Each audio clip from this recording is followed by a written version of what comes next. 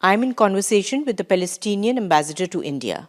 Sir, my first question to you is that what is the situation like in Palestine right now, as of today, as we speak? Well, thank you so much indeed, Sunita, for having me today, and many thanks to the TV9 at large. Of course, when we talk about the situation on the ground or the political situation, there is a lot of issues to talk about it, especially the situation in the ground, in particular in Gaza, but this did not mean that we should forget the situation, the devastating situation also in West Bank, the occupied West Bank, including, of course, East Jerusalem. When it came again to the situation, as you know, that after 2 years plus of the genocidal war, which was still continue up today on Gaza, Israeli war on Gaza, which is fully backed by many Western countries, this war lifted approximately 72,000 Palestinians have been killed. The vast majority of them is children and women. Still, we are talking about 10,000 to 15,000 Palestinians still missing under the rappels in the streets and the area that's still under the fully Israeli control. Those people is killed, of course. We are talking about many thousand Palestinians who is in a desperate need to be evacuated to the other countries for medical treatment. We are talking about people who was injured, thousands of people who was lost part of their limbs or had been amputated. Of course, thousands of women have been injured. So every single aspects in our life in Gaza had been negatively affected when it came to the infrastructure, sewage, water in the streets. 95% of the people there in Gaza is internally displaced. Many of them had been displaced for 10 times. The vast majority of the people in Gaza right now is living in a tent in this very devastating and very cold winter, so that every single aspect in our life in Gaza had been negatively affected by the Israeli occupation war on Gaza. But this also should take us to the other part of our country, to the other part of our territory, which is West Bank, including East Jerusalem, the occupied West Bank.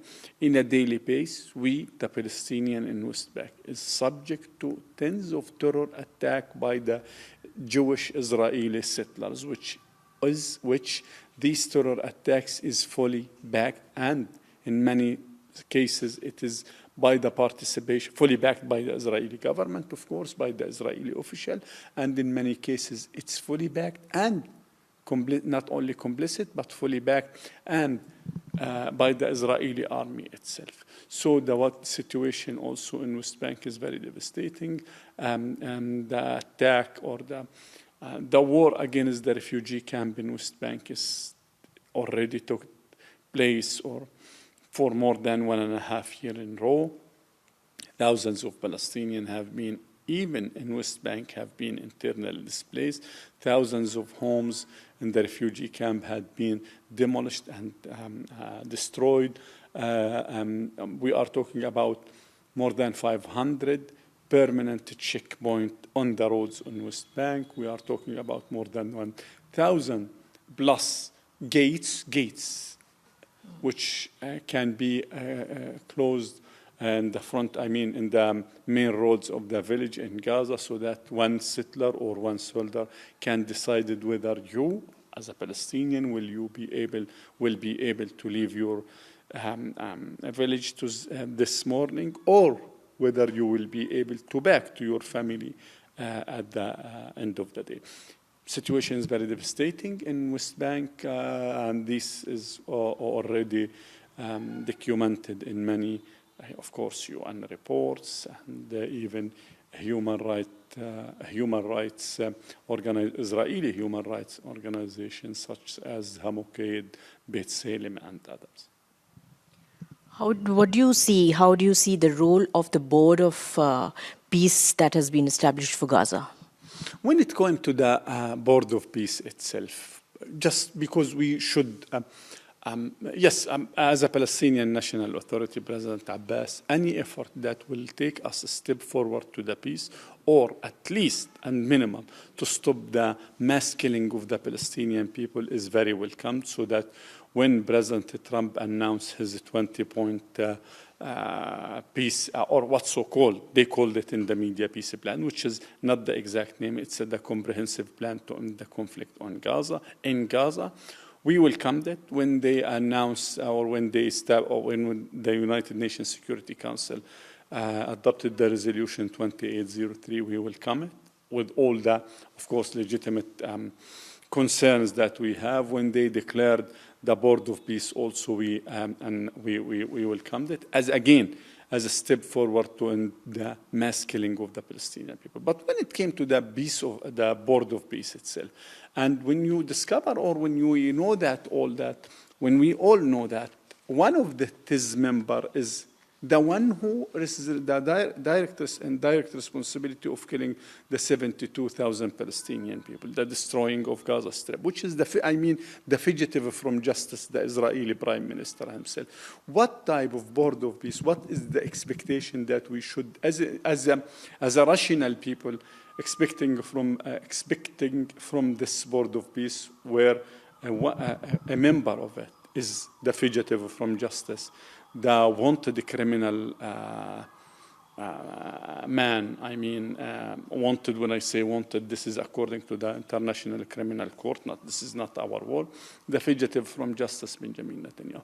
We have a lot of legitimate concern, not only we, any rational one, the European have their own legitimate concern. Also, when it came to the Board of Peace, the mandate to establish the Board of Peace came from the comprehensive plan to end the conflict in Gaza and the United Nations Security Council 2803, and all of it designated and specified that Board of Peace should be for Gaza.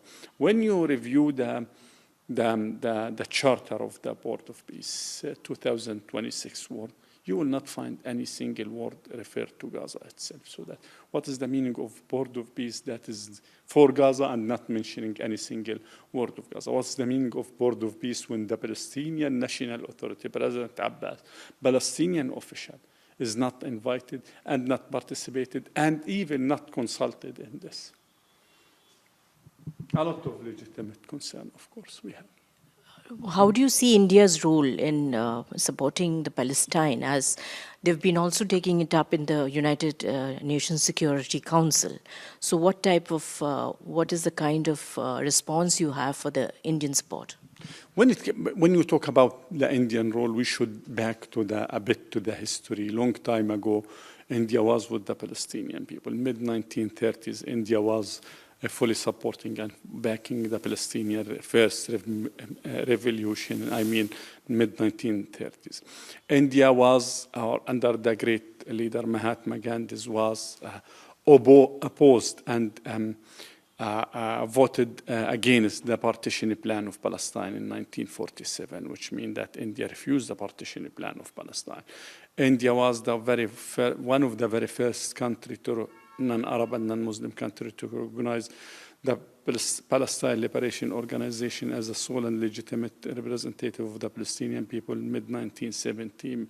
India in 1988 also at the very first country to recognize the state of Palestine. India was with Palestine since the Oslo Accord 1993 up to date. India just a few months ago voted in favor of many other resolutions that supporting the Palestinian question in the United Nations. So that the role of India is well known for us, and there is a lot of projects India has implemented already, and then it is way to implement in Palestine on the ground. Projects, sustainable development projects. When it came to the political issue, we believe as a Palestinian that India, with it is a heavy and well-known political weight worldwide, can do more, and we expected India to do more, and we all the time, because we are very optimistic and we look to India and to Indian people as the big brother, we will continue to call India and the Indian official to do more. Even President Abbas in the official letter a few months ago to His Excellency, the Prime Minister Narendra Modi, asking him to intervene regarding the withholding, the Israeli withholding of our tax money. So that there is a lot of issue that we hope that India, and we will continue to ask India to do it, towards the implementation of the two-state solution. Especially India is one of the very, very strong supporter of the two-state solution. You talked of India as being the big brother. What are the big expectations, the priority expectations you have from India and the Prime Minister? No, I mean, when we talk about India as a big brother, this is not my word. This is the Yasser Arafat wording long time ago. This is not my word. I did not invent the wheel itself. So that when a long time ago, Yasser Arafat used to say that India is our big brother, and we still look for India. Likewise, the same exact. How did we inherit it from Yasser Arafat? Our expectation is very high. And we are very optimistic, and we will continue to call for India to do more. And we will not stop calling for India, because India, again, the largest democracy in the world, 1.4 billion human being. India economic and role around the world is well known, and economically it is booming, of course, so that there is a lot of expectation from the Indian side. I just came just less than 2 hours from the Minister of Foreign Affairs, and there is a lot of expectation. We will continue to call, and every time to ask the India and the Indian government, His Excellency in particular, Narendra Modi, to do more and more and more.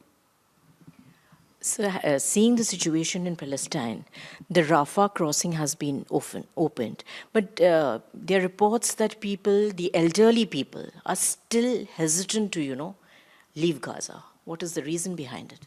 When you talk about Rafah crossing border has been open, this is exactly as the saying goes, to throw the ash in the eyes. What do you mean by Rafah crossing border has been open after approximately 2 years of fully closed?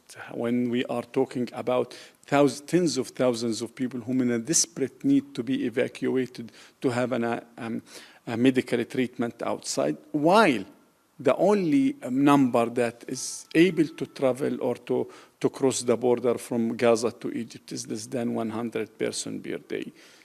It's, again, as if we throw the ash in the eyes, not more than that. But still, we hope that Rafah crossing to be open, not only for the people, but also for the humanitarian aid, because hundreds of tons of humanitarian aid is in the other side of border, I mean in the Egyptian side, and it is we are, as a Palestinian, in desperate need to it, and we need to make sure that it will enter through Rafah crossing point. But again, when it came to Rafah crossing point, this is another evidence that Israel used to still, and it seems that in the near future will continue to occupy Gaza. They are trying to say that we are not occupying Gaza, even before the war on Gaza, they used to control who's going to leave or enter Gaza before the war. Now they are controlling everything, and this is another proof that Israel is occupying Gaza Strip. Coming to the Arabian countries, the support that you are getting from there, is it only the statements, or do you really expect something from there? No. When it came to the support that we used to still, and we will continue to receive from the Arab world, the Arab states is our backbone. Let me be very frank in this regard. Yes, we need more. Likewise, how did I start when we look to our big brother India, and we need more. From the Arab, we need more. But you know that how much restriction that is imposed in the Arab and many other countries when it came to the Palestinian issues. There is a lot of restriction, there is a lot of issues, but it's not only theoretical issue. No. The Arab, I can assure you that they are doing their great job with all the circumstances. But we as a Palestinian look forward and look to the Arab to do more. Talking of terrorism, which is a global problem, we've faced Pahalgaon, you've seen various incidents have happened. What is your stance on terrorism? When it came to the terrorism, we should have zero tolerance with the terrorism.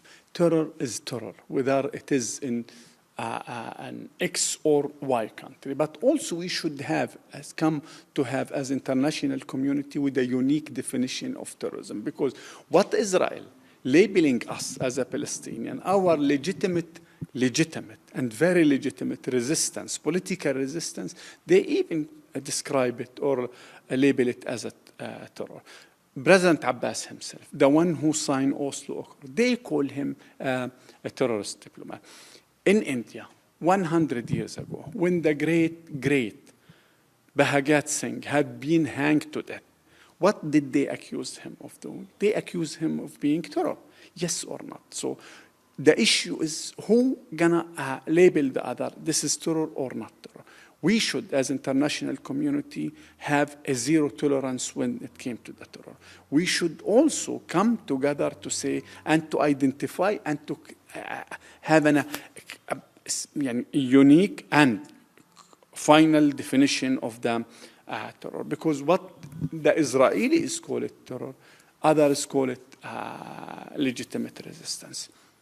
So again and again, terror, we should have zero tolerance as a human being, because terror is something is very horrible. And as people, at least as a Palestinian people who is suffering from the Israeli terror since 1967 and before 1948, and I advise everyone to go back to Google how much the Palestinians had been suffer from the Jewish terror.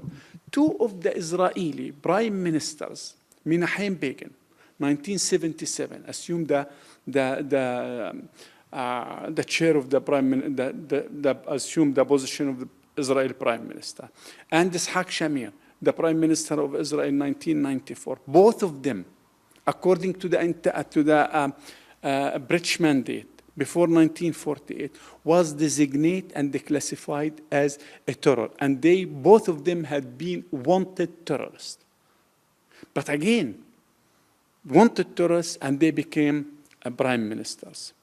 So we need to differentiate and to have a clear-cut definition to the exact meaning of terror. We should agree on it. Then anyone apply to this definition, apply on him, should be designated, classified, and labeled as a terror. But as a Palestinian who is suffering and still suffering, even every single day in West Bank, we used to have and to endure tens, not one or two, tens of terror attacks by the Israeli Jewish settler in West Bank in a daily pace, not every week, in a daily pace, according to the even the Israeli media, and many of the Israeli officials used to call them terrorists. But again, with full impunity and zero and full tolerance from the Israeli side. We need, when it came to the terrorist people, we should have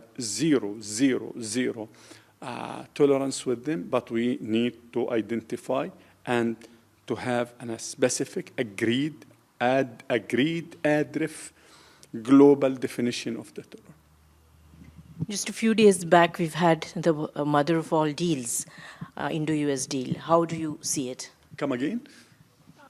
Just a few days back, we've had the mother of all deals, Indo-US deals, as we call it. So how do you see it?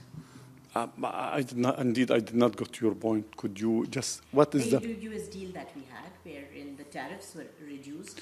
You mean this is the issue of, when it came deal, the word deal itself, when it came, because I'm a politician, I'm not, I'm not a businessman. The word deal itself is a bit, we should be extra careful when we describe our bilateral relation, X and Y, or the relation between the countries by saying deal, deal of the century, likewise, how did they deal? The word deal should not be the exact wording that we are using. But by the end of the day, yes, they are using the word deal because they are our The one who's responsible on that came from a business sector, so that he want to use the word deal, the great deal, and all of this. But this, I meant the Indo-US deal we had last week, wherein the tariffs were brought down from 50% to 18%. this is the I already mentioned. I already explained myself in the macro level. But when it came to the micro level, I mean the tariff and the percentage. I trust that there is another Indian and another expert people that can talk about this particular issue. But again, when it came to the word deal, I can highlight some criticism or at least legitimate concern about the word deal itself. What message would you like to give regarding Palestine situation in our channel? In our channel to the public. To the public, to the Indian people. Yeah. It's easy for me. I used to say that just listen to us. We have a story. Or the media here in India used to report about the Palestinian question, the Palestinian people, the Gaza, the war on Gaza, what happened on the ground. But this is not the story. We have a story, and very rich story. We have history, many thousands years ago of the history. And we had been at least portrayed as anarchist people, and this happened to you. We have a shared history. We and you in India, we have a shared history, and we have a shared future. Listen to us. It's time to listen to us. It's fair to listen to us. Come to the embassy, all of you. The media, all the media is highly respected and is very invited to the embassy here of Palestine to come and to ask the very hard question, like anti-Semitic, hate, Muslim versus Jew, all of these questions that already portray and already articulate and shape the narrative here in India and other places. Ask this question. We have our answer. We have our opinion in this regard. But unfortunately, we, the Palestinians, long time ago have been denied the right to appear on the screen to tell our story. Yes, because again, the Western media is fully, or the vast majority of it is fully controlled by the Zionist movement. And then no one can doubt of that. And this is a fact. And this is not anti-Semitic because I'm a Semitic person. Listen to us. Thank you, Your Excellency, for sparing time for us. Thank you so much. This is Sunita Aryajha signing off for News 9.